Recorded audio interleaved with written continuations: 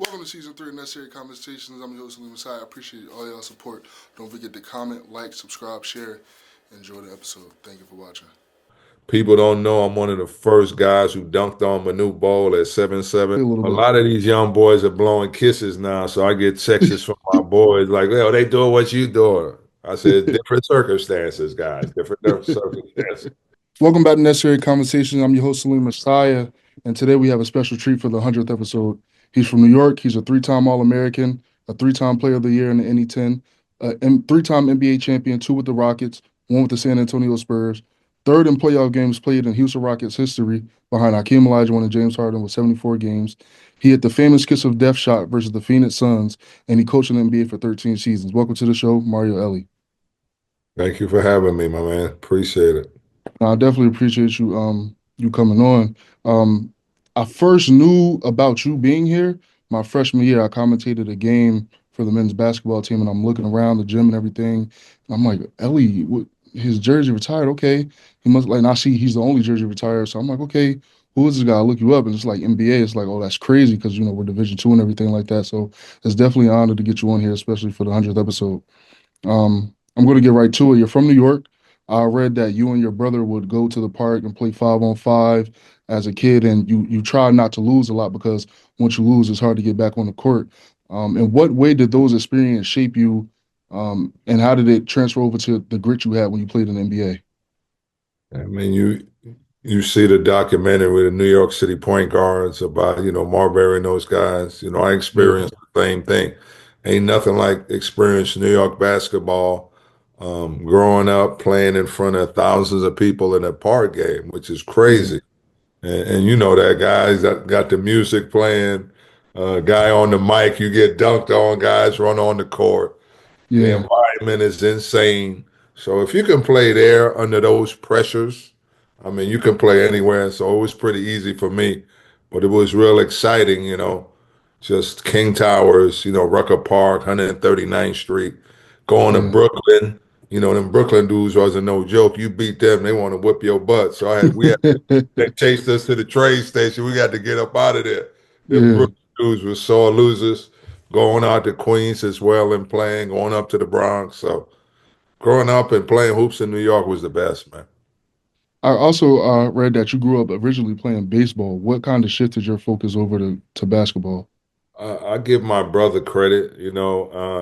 The great thing about New York, you grew up in a diverse neighborhood. I grew up with white, Spanish, so a lot of my friends were Spanish, so they like baseball. So that's what drew me to baseball. But my brother, my older brother, God bless him, he's not here no more. He was a good hooper, so he's like, man, you should start hooping. So once I started hooping with him, that's when I fell in love with the game, and we would go to different parks, like you mentioned. New York wasn't no joke. You lose, you wasn't gonna get back on the court. So Yeah.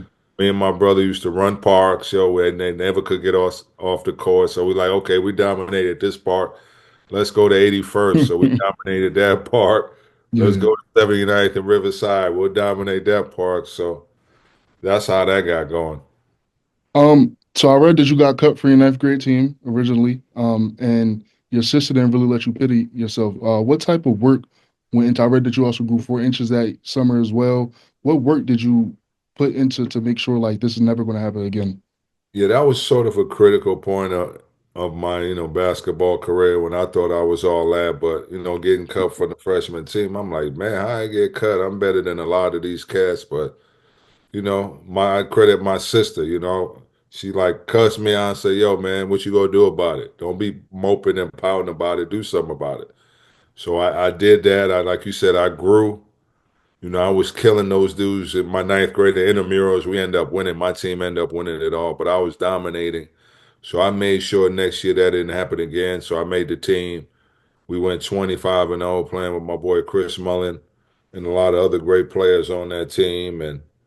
And Chris transferred his junior year. I don't know why him Yeah. and the coach didn't get along, but when things like that happen, it opened opportunity for myself to become a star at Powell Memorial, and that's what happened. Did they give you a, because I know sometimes, if you don't make the team, they'll give you a reason. Oh, I think you need to work on this. I think you need to work on that. Did they give you a reason as to why you got cut? I don't remember the reason I got released, and that really bothered me as well, And I think I wasn't healthy at the time. as well. I think Mm, my back, I wasn't healthy at the time, but that wasn't no excuse. I wasn't good enough at the time, so I used that motivation, to yeah, so I didn't want to ever let that happen again. for sure. You mentioned you played with Chris Mullen up until the his junior year where he transferred.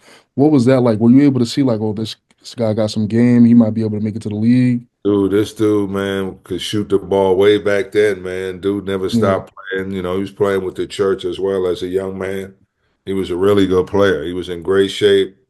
Could shoot the hell out the ball. I mean, he was a really, really good player. Had a great feel for the game way back then. So I knew he was going to be a great player. So it was fun playing with him, for a year and a half, and how things are funny. We end up playing in the NBA together as well. So that yeah. was. Coming to the end of your high school career, you were a top player in New York, but you weren't really taking care of business in the classroom exactly. Was there at any point like, okay, these offer letters are coming in from these big time schools. Do I really want to continue playing basketball if I can't go here? Yeah, it was it was another tough time of my life because I felt, like you said, I was a top 10 player. I was first team all city, with guys like Ed and Chris and who else we had? I think Kenny Patterson, maybe those guys. I was right up there with all those guys. But like you mentioned, I didn't take the book seriously. So, I'm getting letters from all over the place. They want me to sit out a year. And, at the time I was young and a knucklehead, didn't like school. So I just really wanted to hoop. But I have to understood that I had to, hit the Yeah, classroom. And I want to thank Jim Powell, for having a scholarship. He held that scholarship for me all the way to the end of the summer. Because my dad, was like, you got to do something. My dad being a Haitian father, he's yeah, like, what you gonna do? You just yeah, can't sit around the house and do nothing. So that's how I ended up in AIC. It was frustrating at the time because a lot of my friends I used to watch on TV hooping, yeah, playing well, getting, notoriety, and I'm here at AIC playing Lowell and Merrimack, which are division. A lot of these schools are Division 1 now, I hear. for sure. And I was over there, people really not knowing what I was doing. How did AIC come in the picture? Because I'm sure you're getting all these big time offers. You're looking at AIC. Where is that at? Division 2. I'm not really. How did they kind of come in the picture? Well, I knew I was going to play right away. Like I said, if I would have went to these other schools, they wanted me to sit out a year, and I didn't want to do that. I just wanted to go to school 4 years, Yeah, get a degree, hoop. I really wanted to hoop for a living, so I made that decision as a young man. So I wanted to make the best, of my situation here. And I have my plaques on the wall, my All American plaques. And you got guys like Jerome Kersey on there, Manute Bowl on there, you know, Charles Oakley on there, all guys who had successful careers, even though they went sure. Division 2. So that sort of motivated me holding my own and being a 3-time All American, like you mentioned. I did. I had all accolades, and and I ended up getting drafted. So that was another eye opening experience. Yeah. Getting drafted by the Bucks, being a small forward slash power for the American and National, and then I go to the Bucks camp. I'm the second shortest guy there, so I'm like, what the hell? This is the real deal, Holyfield NBA. I tell Yeah, for sure. Did you ever have any thoughts of like, okay, like you said, you're a top 10 player in New York, you're playing against the guys that are playing at these top schools. Did you ever have a thought like Division 2, I'm gonna go in there and kill, like it's gonna be easy? Did didn't you have say it that was that going to thought? be. I didn't say it was going to be easy, but I just felt I knew I could play. In my first college game, I played Sacred Heart, one of the top Division 2 schools in the country, and I have 28 points. So Mm, my confidence level was high since the jump. And yeah, playing for Riverside Church, playing with all these great players, and us going on the road, playing against players like God bless them, Wayman Tisdale, Mark Price. I'm playing legit high school players who were all Americans back then. So I always had the confidence. So, and when I went to American, like you said, I wanted to go up there and kill. That's what I did. All American Player of the Year 3 times. People holding the ball against me. There was no 24-second clock or no 3-pointer back then. If I yeah. had both of those, I might have been getting 40 a night. So people No, used for to hold the sure. ball against us. People don't know I'm one of the first guys who dunked on Manu Bol at 7'7" up in the Really? IC. So that's a true story right there. What school did he go to? Bridgeport. Really? Yeah, he was like ranked top in the nation because he's 7'7". You know, this dude Yeah, is, so he came up to I don't know, it was called Boulevard Arena back then, gym, yeah. and went down to Batova, perform his yeah. skinny butt and flushed on him. You know, that's a No, that's verified true story. You can ask any of my teammates that. for So sure. that don't get talked about enough, but it's all No, good. definitely. Yeah. You mentioned like, early on you wanted to make playing hoops a living for yourself. Even going Division 2, did you expect yourself to get drafted? I know they had 7 rounds back then versus two now. I didn't expect it, but I knew I wanted to hoop. I knew there were different avenues. You know, there were different leagues overseas. I remember when I was at excuse me, I remember when I was at AIC, we went over to Ireland and played. We were a Yeah, college team playing against professionals over there. And we did pretty good. You know, we held our own. You know, they were older than us, but they were professionals, but they barely beat us. And I'm like, man, if we can hold on like this, I know I can come over here. So yeah. once I got drafted and got cut by the Bucks, I felt I needed to work on my game. So that's when I decided to go overseas and play, and it was worth it. After college, it's draft time, you're outside with your friends, and your mom come running out telling you got drafted to the Bucks. What's your reaction? I'm like, that's pretty, coming from a Division 2, I didn't really know how to prepare. I thought I was just gonna go there and just hoop. Yeah, And I, and that was the most eye-opening experience I ever had in my life because it was only the summertime. So I can yeah. imagine the training camp. So we were going twice a day, 2.5, 3 hours a day. So at the end of the day, my man, my legs were freaking shaking. I could barely go to bed. And I'm calling my boys. I'm like, what do I do, man? I'm like, man, I can't go to bed. I'm in pain over here. He's like, go Yeah, in the water, move your legs around, and get the blood flowing. That's what I did. So I made it through the week, man. It was painful. And Don Nelson called me and said, man, we're going to let you go. I'm like, that's probably the only time I was happy to get cut because at that point I knew I had a lot of work I had to do. I had to get in really, really good shape and I yeah. had to work on different parts of my game. So that was another great learning lesson and experience for me. But, I held my own, but I knew I needed a lot of work. I read somewhere that you were playing with the a tour team the summer after you got drafted, and you ended up dropping like 30 to 35 points, which brought you the opportunity to play overseas. Was that something you ever wanted to do? I know you mentioned earlier you knew about different avenues like playing overseas. Did you ever give any thought of playing overseas, or did it just happen? I just, I love to hoop. It was a pivotal time in my life. I went to Springfield after I got cut from the Bucks. I worked up there for half a year.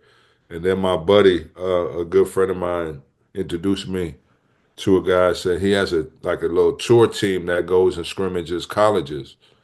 So that's what I did. And like you mentioned, I'm dropping numbers on them. And then we play up in Manhattan College. And my guy told me, hey, there's some guys from Ireland looking for some American players, to go over there and play. So I have a real good game. I dropped like 40 something, and the team's like, yo, we want you to come over and play. I'm like, shoot, go to Ireland. I'm like, cool, let's do it. So a Yeah, week later, I'm over there hooping, man. There's two Americans on the team, and the rest of the players are Irish. Obviously, they're not that good. They expect us to get buckets, which, that's what we get paid to do. That's yeah. what I did. I went over there and I was working them boys over there. I was getting buckets over there. And I was sort of like in the outside of the main city, Dublin, Hmm. in Ireland. And I had a great time over there.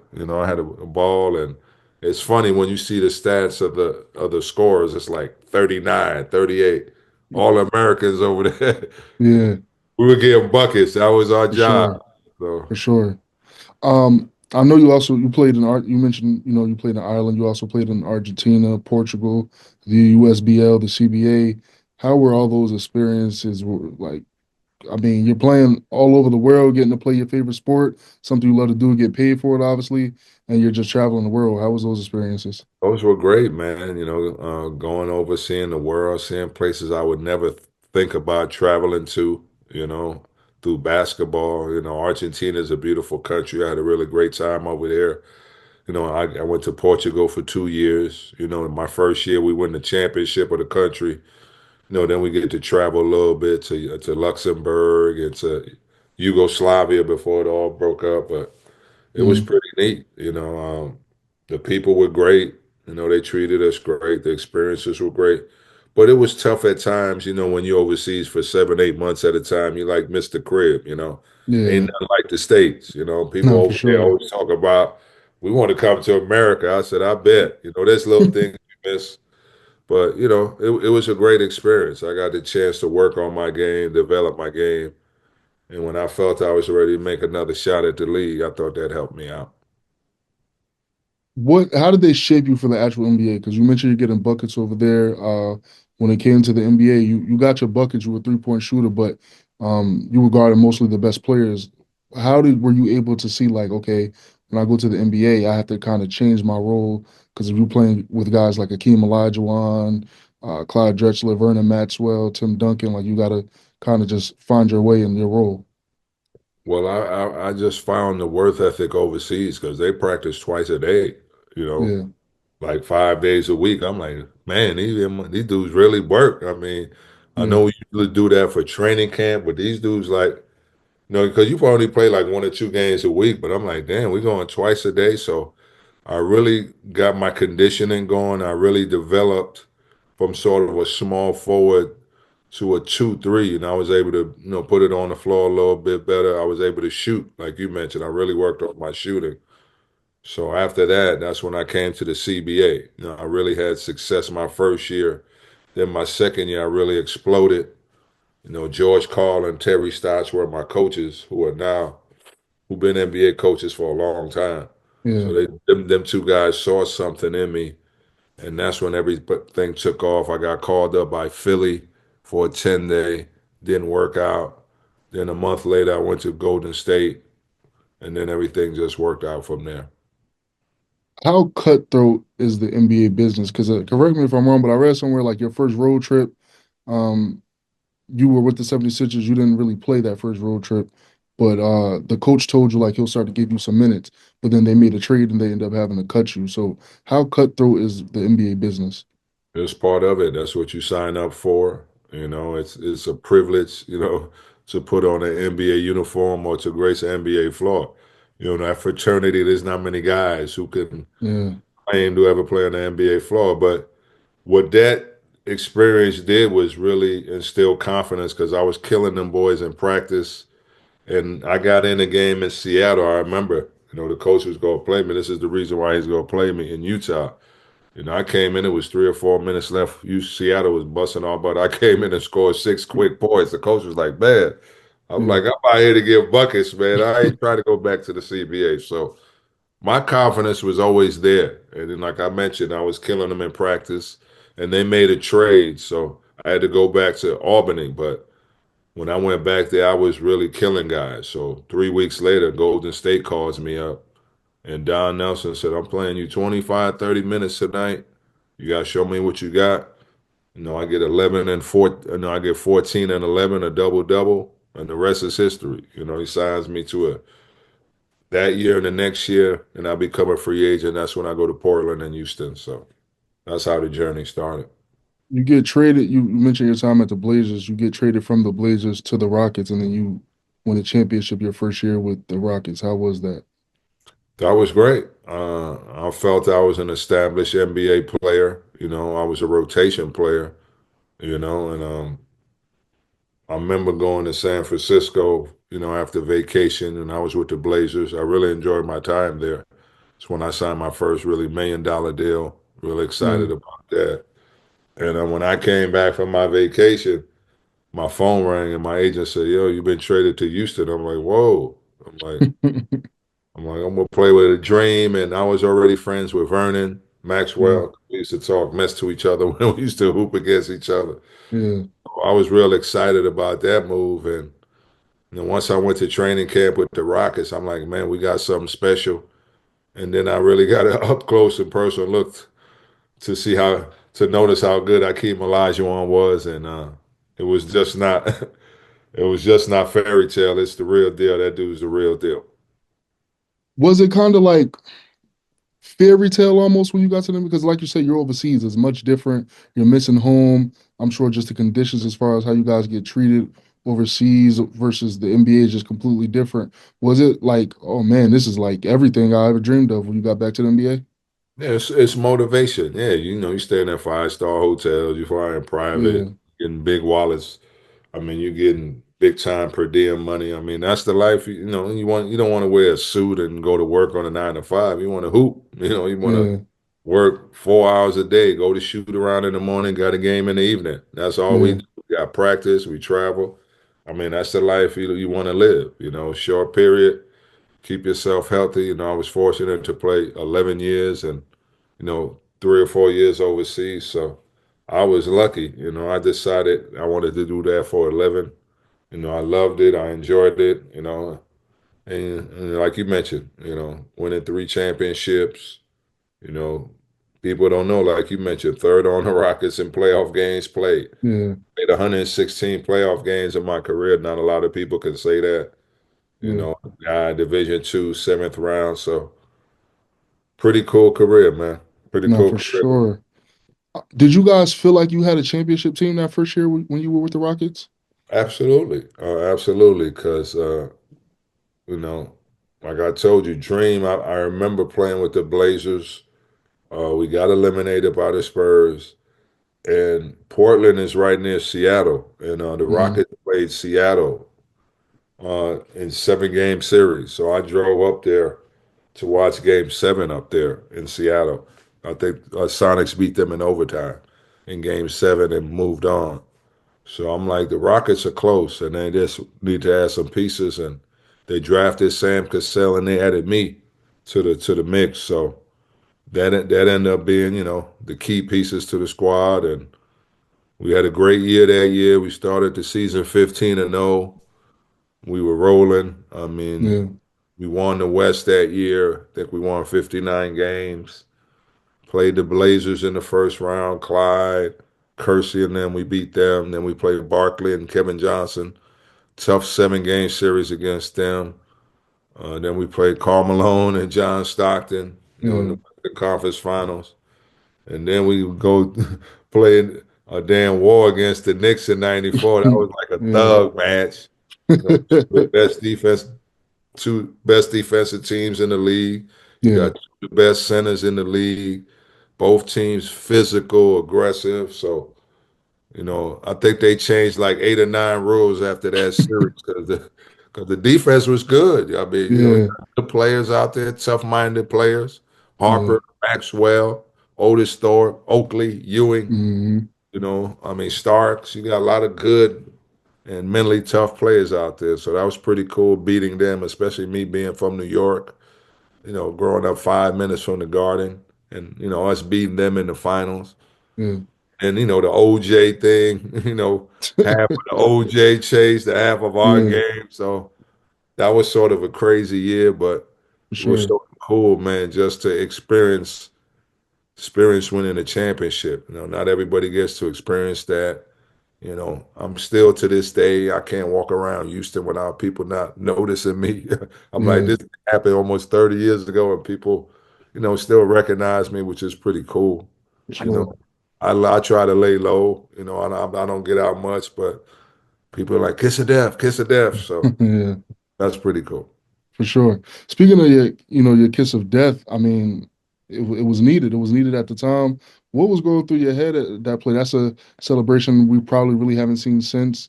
What was take us through that play a little A bit? lot of these young boys are blowing kisses now, so I get texts from my boys like, "Well, they doing what you doing." I said, "Different circumstances, guys. Different circumstances." For sure. But it was me and Joe Klein, man. We were just talking mess with each other throughout the series. It started in Game 5. He would make a shot, he'd blow me a kiss. I make a shot, I blow him a kiss. But I got the final one, the final Yeah. deadly one. I Yeah. hit the shot and turned around and blew him the kiss of death. But Danny Ainge was guarding me, so he went to double in the backcourt. Yeah. He should have stayed disciplined and guarded. He went and doubled in the backcourt. Kenny found Robert Ory at half court. Robert found me in the deep corner. Hmm. They wasn't leaving Dream and Clyde, so they wasn't leaving them. So Yeah, I for was sure. wide open. So I'm in front of our bench, and I'm a shooter. You leave Yeah, me open, I'm gonna let it fly. If it misses no, Dream, for get it sure. off the glass. Get it off the glass. No, definitely. But it went in and turned around. I'm like, see y'all next year. It's over. It's a wrap. No, definitely. You talk about that like 1995 championship. I mean, I feel like it should get more credit. You've been on record calling it one of the hardest roads, if not the hardest road to a championship. You didn't have no home court advantage. You were a six seed. You played two 60-win teams, two 59-win teams, nine road wins out of 15, going through Shaq Penny, David Robinson, Karl Malone, Charles Barkley, John Stockton, Kevin Johnson, Dennis Rodman. Why don't you think that championship get more love? And they Yeah, try to discredit you about, Michael Jordan being back, but he was back. he was back and got his pocket picked by Nick Anderson. So people forget about that. I hate the excuse about that. But if you look at NBA history, it tells you that was the hardest road in NBA history. It said 72%. Our team, our 95 team, number one, looked the stats up. It was the hardest road by any finals team in the history of the Yeah, league. History. Lowest seed in history to ever win. In history. yeah, First round, two Hall of Famers, right? Um, John Stockton and Karl Malone, Hall of Famers. Two of the 50 greatest, two of the top 75 players. Barkley and Kevin Johnson. I'm thinking Kevin Johnson is a Hall of Famer, if I'm not mistaken. I don't know if he is, but he's a great player. yeah, Barkley's top 50, hmm, top 75. yeah. We go, let me see that year, Western You Conference. you had Well, that David year Robinson as well. we had David Robinson, Dennis Rodman, both Hall of Famers. Yeah, Uh, Clyde Drexler when he's with the Blazers, Hall of Famer. Who else we played? Yeah, I mean, we played Shaq. Shagger, Shaq, Hall of Famer. Yeah, I mean, Penny, if he didn't get hurt, Penny will be in the conversation. They had Nick for sure. Anderson, Dennis Scott. I mean, those teams were tough. Then the Seattle teams we played, but it was always Phoenix, San Antonio, Utah, Seattle. It was always the same, Peyton and Payne and Kemp were a pain in the butt. Them dudes were tough. McMillan, Yeah. so many good players, good teams we played against. What was the team feeling when you guys traded for Clyde Drexler? Obviously, as you mentioned, he's a Hall of Famer.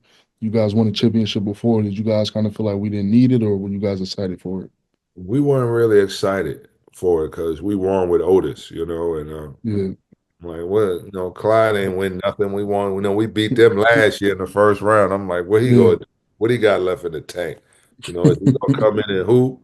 So, like a couple guys were mad, but it really bothered Vernon. We had a lot of adversity that year. It was crazy. And a lot of people that know a lot of stuff went on behind the scenes with our team. So we got Clyde, guys weren't happy, and Dream got hurt. So Dream missed like that last 18 games of the season.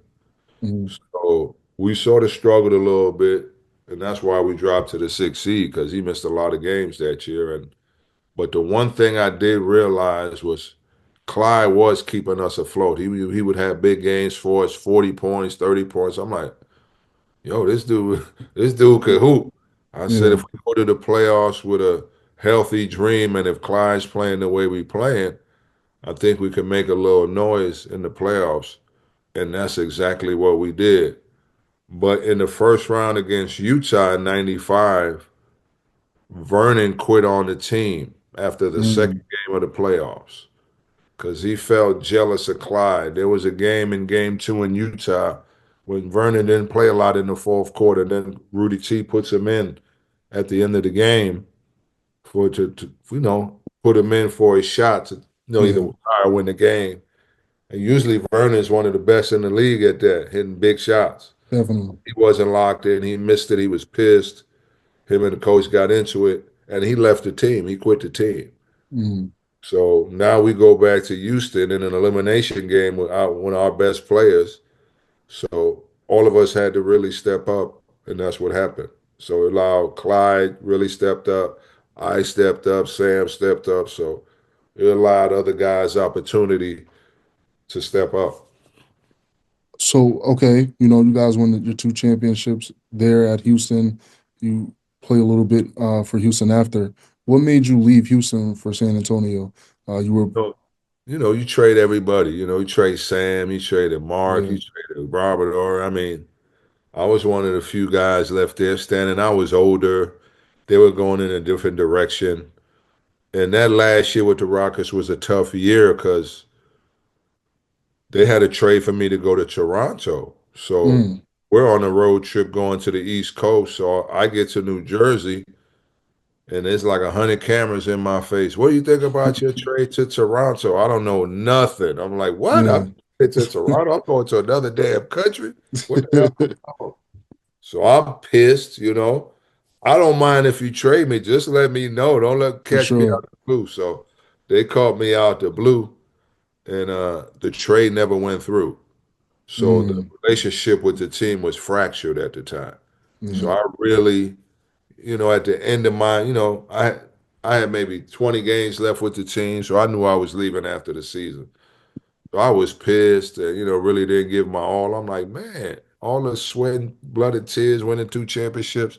But like you said, I had to learn that's the cutthroat business of the league. That's what we signed up for. So I had to grow up fast. So after that year, I became a free agent, and that's when I signed with San Antonio. We had a lockout that year. We only played 50 games that year, but we ended up winning the championship. And I remember we playing a big game against the Rockets, and I hit the shot to win the game. And then I looked at the bench and started talking. I can't say the word on video, to the yeah, young kids out there. And yeah, then Mario comes back and haunts him again from downtown. yeah.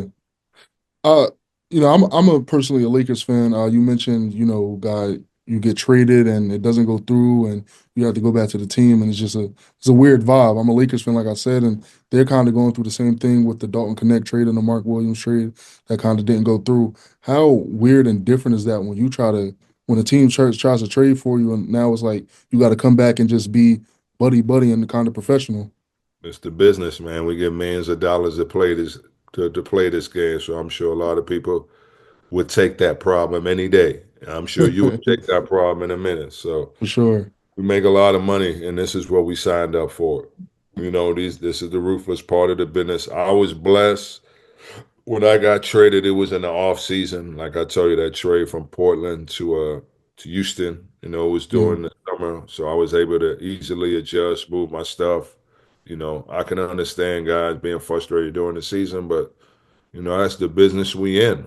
We have a great job, and we got to be thankful. But this what comes with it. You get criticized and you get traded. So that's for what comes with sure. the territory.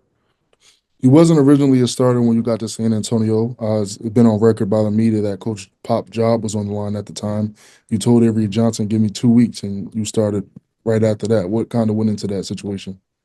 Well, it's my confidence. Jaron Jackson's a good player, but Yeah, like that's gonna be my spot. And then we struggled, coming out the gate. And like you mentioned, we struggled coming out the gate. And Pop said we got to make a change in the lineup.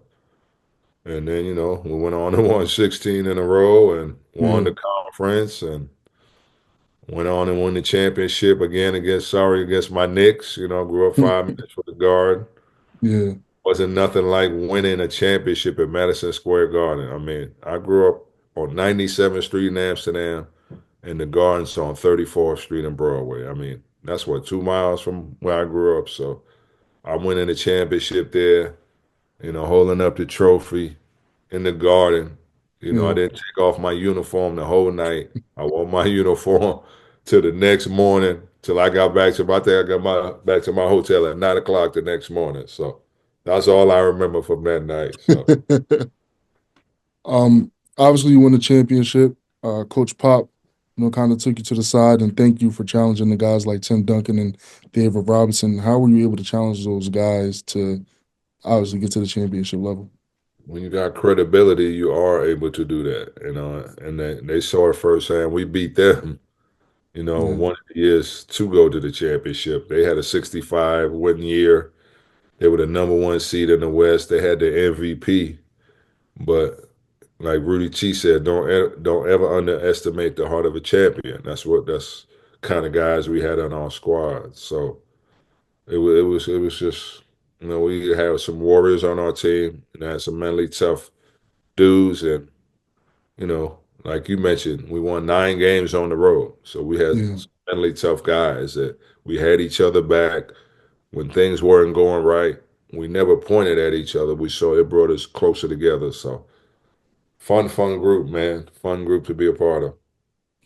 Did you know? I mean, obviously Tim Duncan was super young at the time. Could you see what he eventually turned out to? The big fundamental, No being one of question. the, yeah. No que- no question about it. And it's fun. It's funny you mentioned that because I think Tim at the time, maybe his second or third year in Hmm. the league at the time when I joined the Spurs, and it was great to see.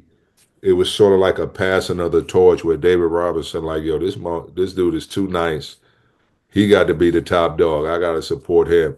So I saw that sort of transformation where David said, yo, you the guy. Whatever you need from me, I'm gonna support you, and that's why we won in '99, because Tim was just too good. It's like Yeah. a bull just he's just let the bull out the cage. He's ready to be the lead dog. That's what happened that year. I remember we played Utah in a critical game because it was us and them for the Western Conference at the time.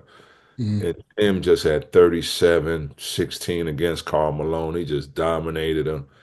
And that's when I knew. I'm like, and what they say, it's him. He's him. Yeah. He's him. He's him. Yeah. And I just saw that maturation and maturity.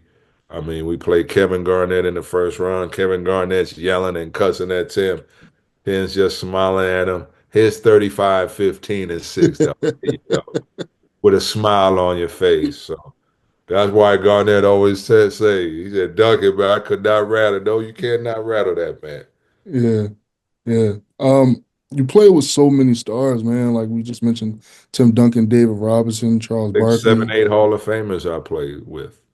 How was that? I mean, everywhere you went, pretty much you're playing with the Hall of Famer. How was that? What would you be able to learn from these guys It's and take from amazing, them? man. These guys were good for a reason. The worth ethic, their mental toughness, their preparation for the game. You know, I played with three in Golden State. Chris Mullin, Mitch Richmond, and Tim Hardaway. I go to Portland. There's Clyde. That's another one. I get traded to Houston. I get Elijah on the first year. Then again, I get Clyde and Dream, and then Charles comes. Yeah. Later in my time in Houston. And then I go to then I go to San Antonio with David and Tim. Yeah. Then I ended Phoenix with Jason Kidd. So it's just, I mean, it's been fun. I made the playoffs every year. Played 11 years in the league. It's a reason why a lot of these guys are great players and Hall of Fame players. I think all the guys are mentioned are top 50 and top 75 players. Yeah. I don't know about not Duncan. I don't know about Duncan Richmond. No, I mean Chris, Tim, or Mitch. I don't know if they top 50 or 75, but they're Hall of I think Famers. Tim is top 75. I think It, Tim is top I'm talking 75. about Hardaway. I know Oh Duncan no, is. I'm not sure. I don't think so. Yeah. I don't think those three guys are, but the rest of the guys I mentioned are. Yeah. So just yeah, man. People always like, "Oh, you're a role player." I'm like, ain't nothing wrong. I made a good living being a role player. I understood how to play off great players. That's hard to do. Guys got to understand that. You need guys like a James Posey, or Bruce Bowen, a Steve Kerr, or Horace Grant. Those guys are very important to Rick Fox, Brian Shaw to the Laker team. Those guys are Robert Horry, who got 7 rings. The Yeah. reason, these guys, you got to have guys like that because your main guys are going to be your main guys, but you're going to need the role players at times to make big plays for you. For sure. And that's what happens. I'm looking forward to this playoffs, especially out west. With Yeah. Dallas, with all the injuries, it opens up a lot for a lot of other teams. So it's going to be fun to watch. Who was some of your, obviously we mentioned earlier, you were at times guarding some of the best players. Who were some of your favorite players you like to go against who, you know, like I'm gonna get my sleep tonight. I gotta lock in. This is gonna be a matchup. It's all the time, man. I mean, you got Really? all the time in the association. I mean, of course, you got MJ. I got a Magic as a young guy in the playoff at the Forum. I mean, you got Mashburn. I mean, you got Glenn Rice. You got Grant Hill. I mean, who else? There's tons. You got Mitch Richmond. You got Clyde. I mean, who else? You ever had to guard Kobe? Kobe. Yeah, I got Yeah, it. Young Kobe. Not he was just getting the feel of it when I yeah, got Vince. I mean, Vince Carter was like, "Yo, this dude was quick." Him and Grant Hill, boy, them dudes were just quick and athletic. I'm like, "Whoa." yeah, Uh, I guarded Bird at the end. I caught Dominique at the end. The Knicks teams were tough. Peyton was tough. yeah, Hornacek, Marley, Kevin Johnson. I mean, Sean Elliott. I mean, man, who else? The list goes on and on, for man. sure. I just not remembering the teams. Yeah, Trying to remember. I'm just trying to remember the guys I went against in the playoffs. Kersey, Terry Porter. I mean, the people forget Dallas. about Terry Porter. Yeah, I mean, you got Harper, Elo, and them with the Cavs. Terrell Brandon, Mark Price, all them dudes, man. Who else? Atlanta. Who Atlanta had? I mean, it was. I can't remember now. It Yeah, was a ton of guys. I mean, it was a for competition sure. crazy. So it's just all those guys. I mean, Kid, a young Mashburn, Jimmy Jackson, Jay Kidd, them dudes were a problem in Dallas. Yeah, I mean, yeah, it was, but Glenn Rice, man, I'm like, that dude don't get enough credit. That dude there, yeah. He was a bucket. yeah, He was a he bucket. had that joint, Steve Smith, they had him in the backcourt down there. So, yeah, man. What made you decide to finally retire and go walk away from the game as it relates to being a player? Phoenix offered me another year at 37. It's just the preparation in the summer. You got to be mentally tough, you know. Yeah, And that's how you prepare for NBA season. You don't wait to training camp. It's the reps in the summer, getting in, working out, playing, getting on the track. So I sort of got tired of that, man. I'm like, man, do I want to do that another year? Um, and my mind and body, I just didn't want to do it. And me and my wife wanted to have kids as well. So I thought it was the right decision, and I'm glad it was the right decision. So I just, mentally, that I was just tired of the grind. So I had a great run. And I'm looking back, so I got some of all these pictures behind me, some yeah, great memories, and just, I did a lot of cool stuff, been to a lot of great places. Basketball for have sure. taken me like all over the world, Africa. I mean, took me to all over Europe, took me to China. I mean, South America. I mean, it took me, Canada, everywhere. Yeah, So I've been blessed. for sure. What got you into the coaching realm? Did you always have a knack for wanting to coach, or did it just happen? It sort of just happened, and people sort of knew my DNA. They're like, this dude, man, just thinks the game out there. He knows how to be effective out there. I wasn't the most talented guy, but I always thought the game. I knew how my opportunities would come. So I remember, me and the wife going through trying to get pregnant, and I got a call from the Spurs, the GM of the Spurs, R.C. Buford. It's like, Hmm. man, would you come to camp with us and just sit down and see, how things go from the coaching side? I'm like, cool. So I went up there and went to training camp with them, sat back with them, and I was like, man, this is sort of cool, the coaching side of it. So once the camp was done, I'm like, Pop, anything ever open up, just let me know. So I just had that year off to, recharge, see what I wanted to do. And then the following summer, I was in California with my wife on vacation, and then I get a call from a 210 number, and I know exactly a 210, but I didn't know who. From saying Yeah. I know San Antonio area code, but I'm like, who calling me? Because it was Pop. Hmm. I got a coaching job for you. You want it? Everybody's calling me for this position. You want? I'm like, yeah, send the paperwork. So and that's how I got started with the coaching with them, and then I bounced around after that.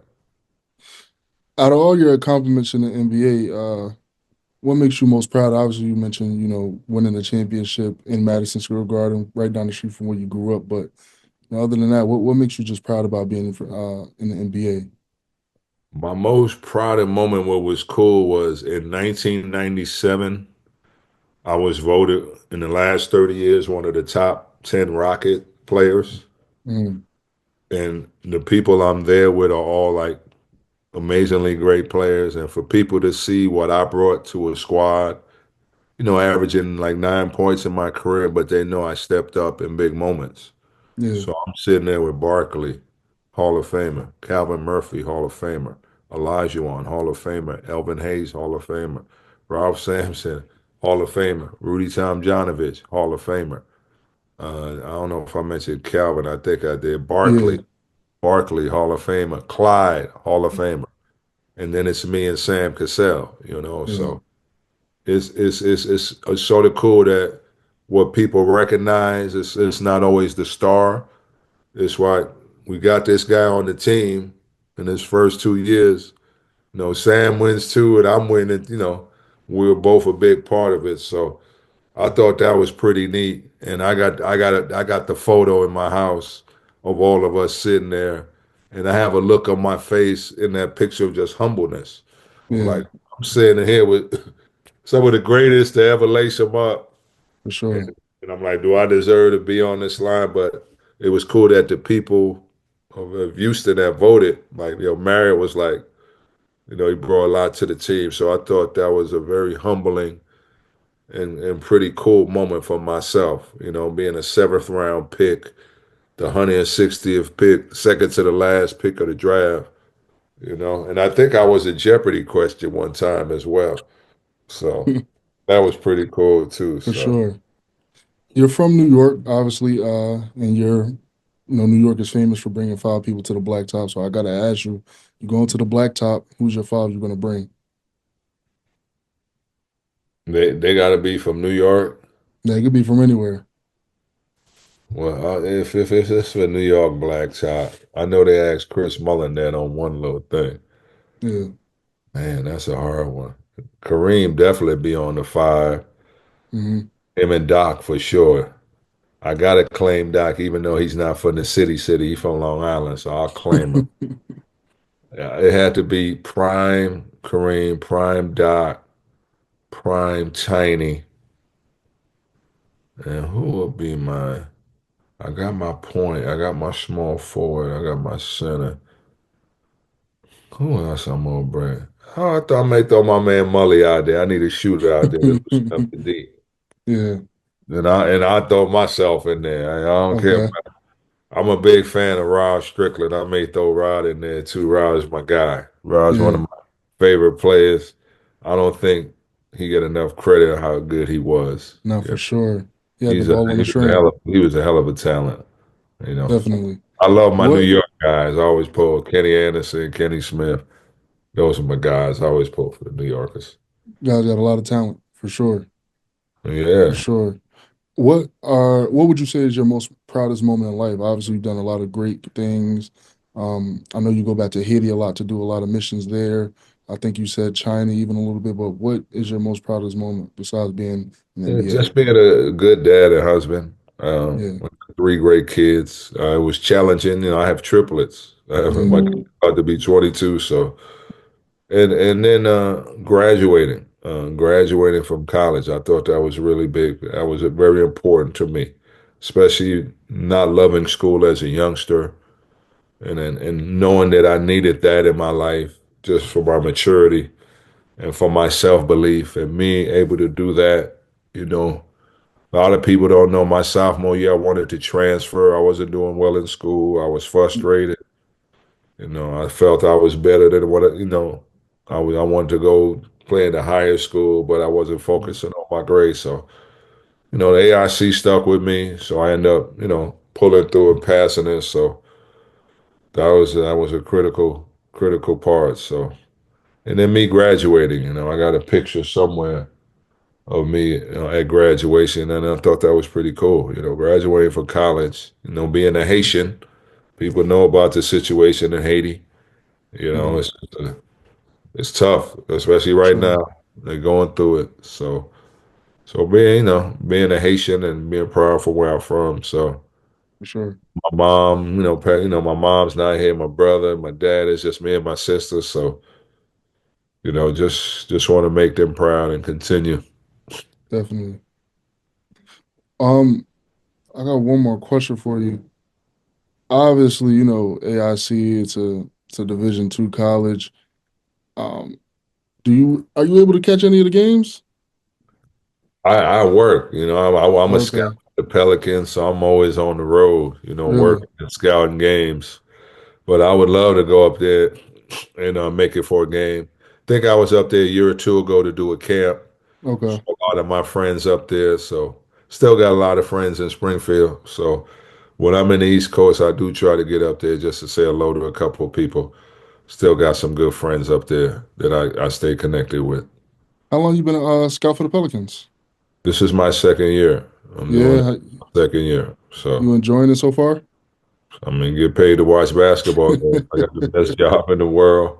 For Get sure. to go there early, watch the guys warm up, talk to a few people, And I'm going to Atlanta in the morning. I'm going to the Pacer Hawk game tomorrow. Okay, New Orleans comes to Houston on Saturday, so I'll be there for that game. Then I go to OKC for a game. So okay. life is good, man. Yeah, Paid to, this is my third sort of stint. I was a player for 11 years. I coached for 10. Now I'm doing the front office side, which is pretty neat as well. So it's good. It's cool to learn the different aspects.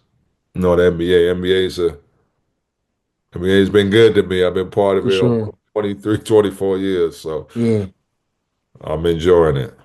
Well, Mr. Mario Elie, I definitely appreciate, your time. This has been great. I'm a huge basketball fan, huge sports fan in general. So just hearing all the stories and everything you had from your time, and obviously talking about you being a role player, but it's been great for you, and you still did your time. It's not like you just on a bench and you just rode the coattails of Hall of Famers. You Preach. stepped up and you made big plays when you needed to. So I definitely appreciate your time, especially this being my 100th episode of my podcast. So I 1,000% appreciate your time. No problem, young fella. I appreciate you giving me a shout out. And like you said, that's all that matters. I averaged 28, 29 minutes a game on my career. So, like you said, Yeah, I wasn't out there waving my towel like ML Carr. I was out there actually hooping against some of the yeah, greatest to ever do it. It's a privilege, and I'm glad, to represent the Yellow Jackets. So the Yellow Jackets can always say they had an NBA player, not just an NBA definitely. player, an NBA champion. So that's Three that's time. pretty cool, and especially the Basketball Hall of Fame's in Springfield. So Yeah, that makes it even more sweeter. for sure. Well, Mr. Mario Ellie, like I said, I appreciate everything. Keep going with the Pelicans. Whatever you do, we'll be watching. So I definitely appreciate you. Anytime my brother stay up, man, give all my Springfield people love, man. I AIC got you. all day long, man. I AIC got all you. day long. Yes, Appreciate great you, brother. conversations. I'm your host, Saleem. We out.